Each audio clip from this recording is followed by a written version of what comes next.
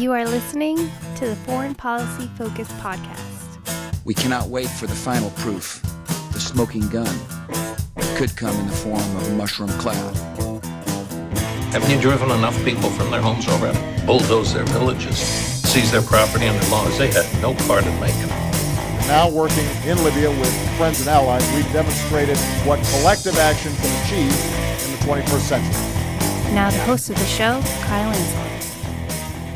This is episode 476 of the Foreign Policy Focus podcast. On today's show, I'm talking about how the U.S. government is responding to the coronavirus by financing the defense industry and buying more weapons. And while everyone's attention is on the coronavirus, Secretary of State Mike Pompeo and Secretary of Defense Mark Esper are plotting to remove the United States from a key arms monitoring agreement with Russia. And in Afghanistan, talks between the Taliban and Afghan government are falling apart. All right, everybody, I need you to share the show. You find it online at the Libertarian Institute. I am the news editor. I write the daily news roundup, and both the show and the news roundup are found on the homepage, libertarianinstitute.org. If you're a new listener to the show, make sure you subscribe to it somewhere so you don't miss an episode. 3 episodes a week, Monday, Wednesday, Friday, mostly talking about current events and foreign policy and other crimes committed by the world empire. And lastly, you donate to the show over at patreon.com/foreignpolicyfocus. All right, so the U.S., in response to the coronavirus, passed a massive bailout. And a lot of that money is going to go to banks, us general Americans, people who don't work for the arms industry or make a whole lot of money from the U.S. government. We're going to get $1,200, I think. So as Thomas Massey said, and I think, correctly, this is the cheese in the trap. This is us allowing the government to, I guess, end up, loaning out and giving away up to $6 trillion. And we're only going to get just a very small share of that in the form of a direct payment. So it's really a scam. Like I said, I think the biggest profiteers are going to be banks and big financial institutions, large companies that are going to have much more easy access to this bailout. And then there's a whole sector, the defense industry, that's also going to do very well here. One of the major companies in the defense industry is Boeing. This is a company in the past 2 years that's been riddled with scandals, as it turns out one of their airplanes had quite a few issues that the company knew about somewhat. And, that really drags the name through the mud. A lot of people are apprehensive and have fears of flying it, including myself. It's a very uncomfortable experience for me. Let me tell you something. When I was, booking plane tickets and everything, after those 2 planes went down, I was making sure that I wasn't going to be flying in one of those 737 MAX. And that kind of thing, really does hurt the stock and the, value of a company, the brand, the name of a company. If you're a company that makes airplanes, the most certain thing I think you need to make sure of is that the people who, go up in the air it through absolutely no mechanical fault or fault of the plane, that plane is going to be able to land safely. The plane gets shot down. Boeing can't predict that, but they can certainly make sure, that planes don't have flaws like these 737 MAX. And I think it was just the of that, variation the plane had these flaws. And so again, the value, reputation, stock price of the company ends up going down. And that's the market response. That's what should happen to companies, is that if they're unable to produce a good product, maybe, Boeing, as has become, more dependent on Pentagon contracts and get used to the standard that you could produce for the U.S. Pentagon. Look at Lockheed Martin in the F-35. That plane still can't fly right. Apparently, the main Gatling gun on the plane still can't shoot anywhere near acceptably accurate enough. They're worried about the U.S. shooting their own troops with the close ground support provided by the F-35. And so maybe part of it is, that standard and that level of corruption where, now things for Boeing matters a hell of a lot less of how safe their planes are. And actually, it just matters that they're able to keep their connections in Congress and make sure they continue to get bailed out. And so they're going to get billions of dollars in bailout from the airline kind of side of the industry and everything like that.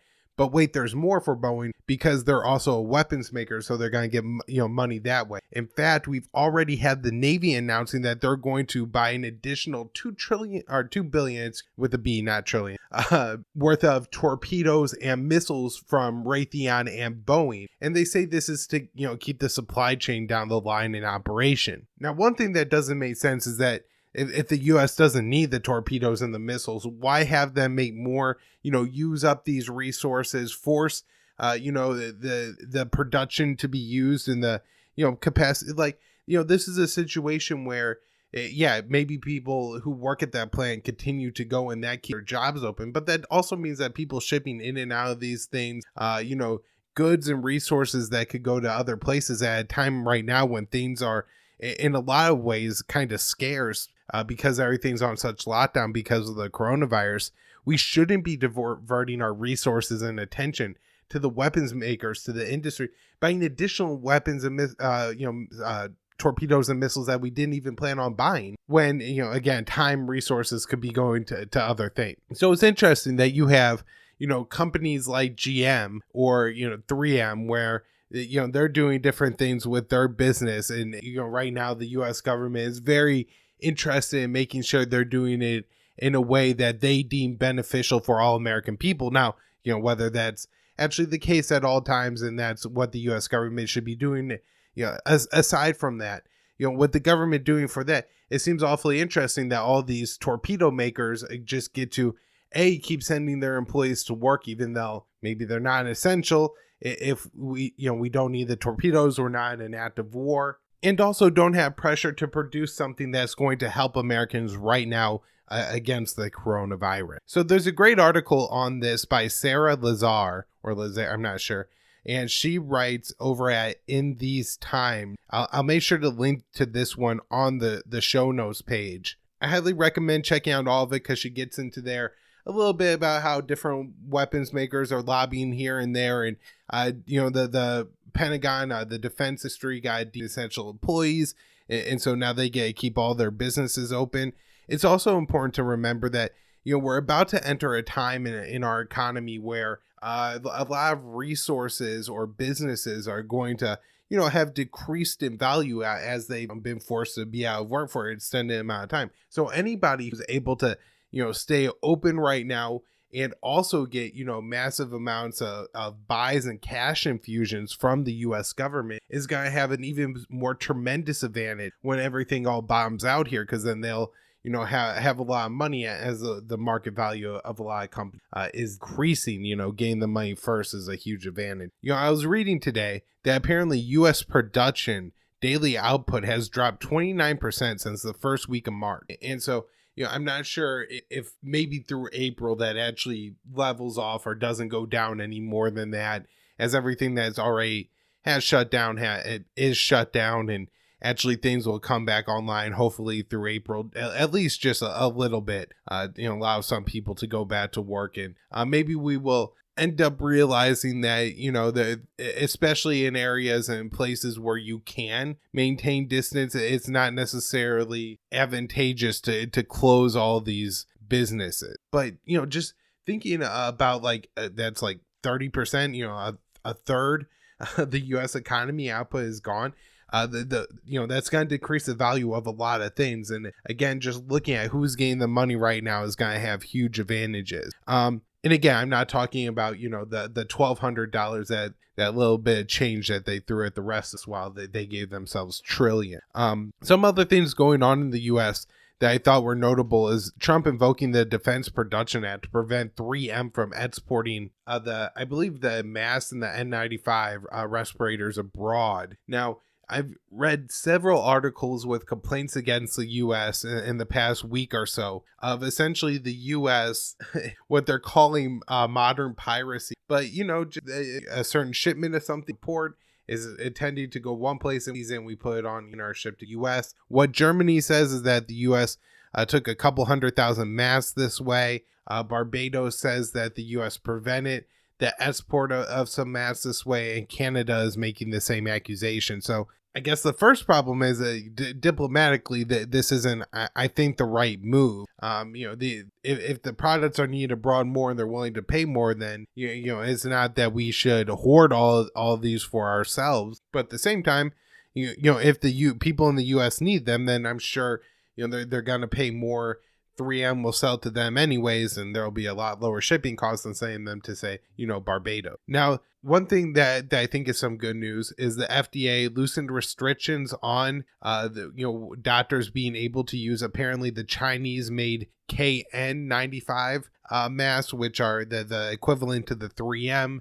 This is going to allow those to come into the United States. Apparently, it's very unfortunate that this wasn't allowed earlier because planes and contracts could have brought those to the U.S., but they didn't end up doing it because they weren't sure what decision the FDA will make. And so this is another example of how the government just gums up the words here in response to a virus. It can't do it very quickly, whereas the market likely would have acted faster, as buyers were ready to bring those masks to the United States. All right, so talking more now about the USS Theodore Roosevelt. I talked in a lot of detail about this with Will Porter on the last episode of the show, so check that out if you want the whole story here. But yeah, Captain Brett Cozier, who was fired after warning about the coronavirus outbreak on his ship. And then the Secretary of the Navy, after firing him, goes to the Theodore Roosevelt and gives a speech in front of the crew bashing Captain Cozier. Now, this did not play out well optically,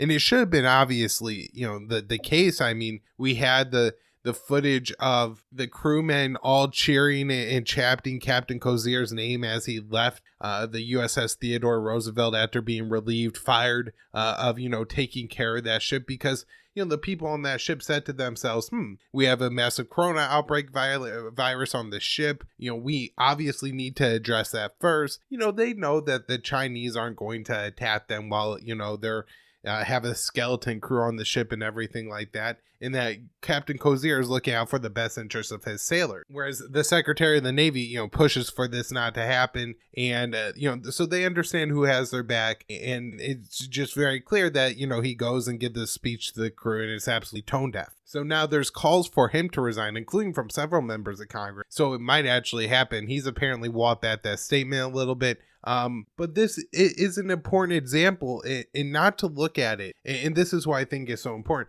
not to look at it as a symptom of the Trump administration or a one-off event, but realizing that the U.S. government doesn't care about the soldiers, and that's why they have them carrying out all these unnecessary operations and fighting all these needless, endless wars across the world. Speaking of the needless and endless wars, the U.S. military, I think mostly the Navy, is seeking an additional $20 billion in new weapons and equipment to deploy against China in the Indo-Pacific. This is one of those things where this being suggested right now should be just such a turnoff for the American people that we should tell them we're never going to give them the money ever. We're in the middle of a pandemic. We just issued $2 trillion to $6 trillion in new spending, and then you're going to come asking for an additional $20 billion to deal with China when you already have 11 aircraft carriers and you're not taking care of the sailors and the crews that you have. This is absurd. But likely the opposite will happen. Nobody will pay attention through this. It'll be put into some kind of appropriations bill. And the next time the Pentagon budget comes around, it gets an extra $20 billion to combat China and, needlessly ramp up tensions with the country that we really don't need to be enemy with. I mean, Nixon went to China way back and shook hands with Mao Zedong and brought that part of America's Cold War to an end. And there's no reason to be opposed to the government there now. I mean, President Xi is not a good person or somebody that I want him to be running my country, but he's also not Mao either. And we definitely could get along, and the trade between the two peoples is beneficial. The U.S. designated a Russian nationalist group as a terrorist organization. I actually don't know a whole lot about this group. I'm trying to find out a little bit more about it. So far, all I've really collected is that their goal is to reestablish an imperial Russia. I don't understand my Russian history and what that means, today in Russia enough to know how extreme that really makes group or, how violent their tendencies are. However, the executive and the president have seized an awful lot of power to take, action, unilateral, just the president announcing it, action against any kind of group named terrorist. And so while I'm sure that Donald Trump isn't going to carry out a drone strike in Russia against this group, it is possible that, he takes more aggressive surveillance actions or something like that, and further inflames tensions between the U.S. and Russian government. And, now's a particularly terrible time for that to be happening, as the warmonger Secretary of State Mike Pompeo is kind of picking up in the tradition of John Bolton and looking to exit the United States from the Open Skies Treaty. I've talked a lot about this treaty on the show in the past because it's been floated throughout the Trump administration that the administration is looking to get out of it. Essentially what this treaty does is it sets up opportunities for Russia and the United States to carry out surveillance flights over each other's country. This allows the United States to have an idea of what Russia's nuclear activity is, what maybe new weapons or military personnel they're building up and working on. And because what tends to happen if we don't have a treaty like this is you have people, right, for the New York Times or the Washington Post, who will put out intelligence saying Russia is developing a new weapon. And then you'll have other people who are, more think tank people saying that, hey, look, if we don't do something right now about Russia's new weapon, it's going to be a major threat to us. We have to increase our spending on this program by this many $1 trillion. We have to deploy more forces in Europe.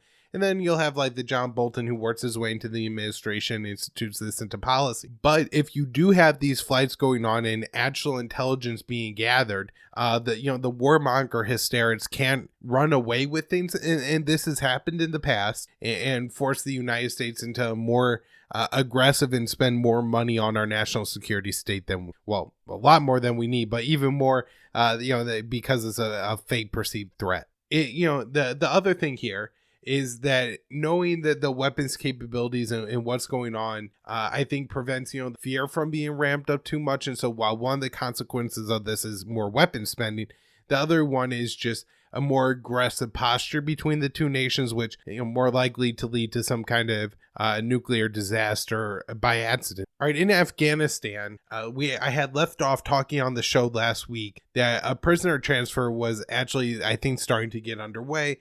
Afghan government had 100 Taliban prisoners lined up to go. Apparently, the Taliban had 20 Afghan government prisoners. Looked like this was going to happen, didn't happen, and now the Taliban have actually backed out of talks with the Afghan government. In one sense, I think a lot of observers are right in saying that they're not surprised that this isn't working. The United States really put this deal into place, but gave two different versions of the agreement to the Afghan government and to the Taliban, I think misleading the Afghan government on how committed they were going to be to releasing these 5,000 Taliban prisoners and how important it was to the Taliban for the talks between the Taliban and the Afghan government to move forward. Remember, what they call the peace agreement between the U.S. and the Taliban was only a deal between those two sides, and the Taliban really didn't sign any kind of formal ceasefire or declaration of peace with the Afghan government, and in fact have only agreed to reduce violence against that party. As far as I could tell, the Taliban have remained careful in not targeting international forces in Afghanistan, and at least in that way is remaining within the agreement they signed with the U.S. As we come up here on deadlines, as far as the U.S. agreed to withdraw down to, I believe, 600 troops within 135 days, or maybe halfway through that period, a little bit less now. And especially with the coronavirus outbreak, which may still be raging on at that point in time, exactly how close the U.S. is going to comply with it. And if they don't, what's the response for the Taliban? But for now, it looks like talks between the Taliban and the Afghan government are not going in the right direction. The U.S. has said they're going to cut $1 billion in funds to the Afghan security forces next year. The U.S., I think, provided about $4.3 billion, so just under a quarter of the amount of funding that we give them would be cut. And this is because, despite the complexities of the Taliban trying to negotiate with the Afghan government, there's actually two people claiming to be in charge in Afghanistan, and the capital city there, Kabul. So the U.S. is also dealing with that diplomatic mess. I read a story today saying that the Taliban were cooperating some and are generally taking the coronavirus outbreak threat seriously, enforcing quarantines and stuff like that. So I see this going bad and the Taliban taking a too draconian response. And really, I mean, not that there's a whole lot of civil liberties out in Helmand, Afghanistan. But if there is, those may, be further infringed. And, this could be a disaster on like the humanitarian sense. Maybe people don't have enough food to quarantine with. And so you can have people really suffering in that sense as well. People not having access to good treatment. But the Taliban take it seriously. Apparently, they're telling people wear masks, stay inside, wash hands. Hopefully that is helpful in curbing this in Afghanistan, because it is one of those war zones that I've talked about, like Yemen, like Syria, like Libya, like Somalia, or the kind of indefinite situation for the Palestinians in Gaza and the West Bank, where their medical facilities have been depleted by war and sanctions, everything else that's gone on. And they seem much more susceptible to having high death rates from this virus. All right, the last thing I have for today is a couple stories out of Africa. In Somalia, the U.S. says they carried out 3 airstrikes in southern Somalia last week and killed 8 militants. I don't take this very seriously. Time and time again, reporting coming from the ground says these strikes are not killing militants, they're killing innocent civilians, and at times they're not even people who you would consider militants. In fact, recent strikes, they said, killed 5 militants, actually killed a young man under the fighting age who was traveling to school, and an elderly man who had a disability, like a physical disability that would keep him from being in any serious way considered a militant. And in Mali, we continue to have the war rage on there. This is another place where if it's hit by coronavirus, I'm sure, could have some drastic consequences. A military base was raided and 25 million killed. All right, that's the show for today. I'll be back on Friday. Make sure you share the show. Go over to the Libertarian Institute. Subscribe to the show somewhere. It's on its own podcast feed and the Libertarian Institute all podcast feed. So get my show, The Scott Horton Show, Free Man Beyond the Wall, Jen the Libertarian, A Boy Named Sue, and there's a few others that appear on that podcast feed. So that's definitely worth checking out. Patreon.com/foreign policy focus at KYAAALE on Twitter.